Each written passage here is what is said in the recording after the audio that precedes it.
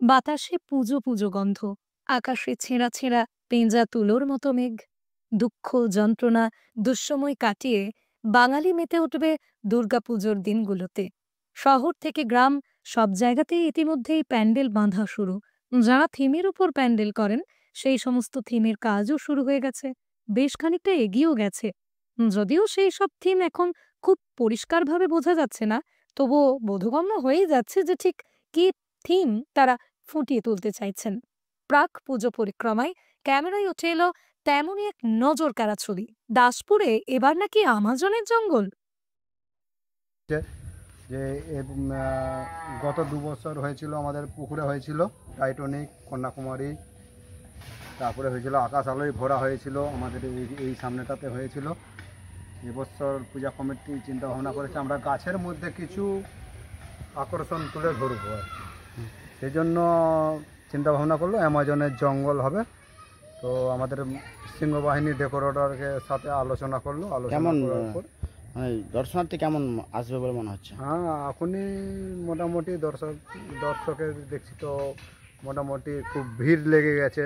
প্রায় প্রতিদিনই 50-60 জন করে আসছে, দেখছে, ঘুরছে। বলছে সবাই ভালো হবে বা আমাদের কি অবাক হচ্ছেন? দক্ষিণ আমেরিকার আমাজনের জঙ্গলে গেছেন?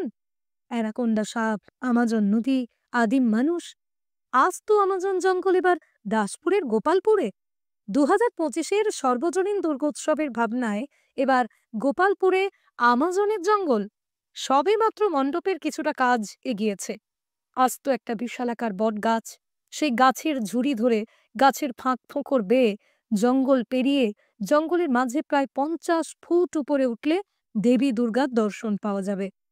এখনই এই জঙ্গলে প্রবেশ করতে গা ছমছম করছে। উপরে থাকালে বটের ঝুড়ি, মনে হচ্ছে এই বুঝি সেই অ্যানাকোন্ডা নেমে এলো। সেই নদী যেমন থাকবে, আমাজনের জঙ্গলে পশু পাখি এবং তাদের ভয়ঙ্কর আওয়াজও শোনা যাবে। রাতের অন্ধকার আলো আঁধারের মাঝে এই গোপালপুরে ঠাকুর দেখতে আসা কতটা রোমাঞ্চকর হবে তা আশা করছি এখন থেকে আন্দাজ হয়ে যাচ্ছে সবার। আজ নিজে গিয়ে একেবারে আলাদা অনুভূতি হলো, সাথে ছিল একটা রোমাঞ্চ। নিচে থাকবে আমাজন নদী আর মানুষ খেকো সব হিংস্র জীবজন্তু। আজ রেহাই পেলেও পুজোতে পুরো ফুল ফর্মে থাকবে আমাজন জঙ্গল, তাই পুজোর আগেই আমাদের সাথে ঘুরে নিন আমাজনের জঙ্গলটা। তবে বাঙালির মন বলছে পুজো আসছে আসছে শুনতেই ভালো। হাতে এখনো কটা দিন, তারপরে আলোয় আলোয় ভরে উঠবে আকাশ। কিংবদন্তি শিল্পী বীরেন্দ্রকৃষ্ণ ভদ্রের কণ্ঠের মহালয়া সেই পুজোকে আরও এগিয়ে আনবে। এখন শুধুই কটা দিনের অপেক্ষা। পশ্চিম মেদিনীপুরের দাসপুর থেকে মিজানুর রহমানের রিপোর্ট, লোকাল 18 বাংলা।